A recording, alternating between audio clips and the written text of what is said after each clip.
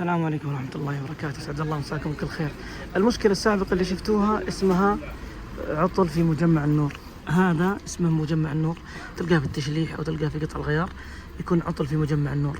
تصير السيارة بالشكل اللي شفتوه اللي يفصل ويشتغل النور من نفسه. الحل المؤقت انك تحط النور على اوتو، بحيث انه في النهار يطفي النور وفي الليل يشتغل لحاله الين تشتري المجمع. يعني اذا مادية عندك سيئة خليه على اوتو الين تنحل مشكلتك وتأمن مبلغ. والله يوفق الجميع.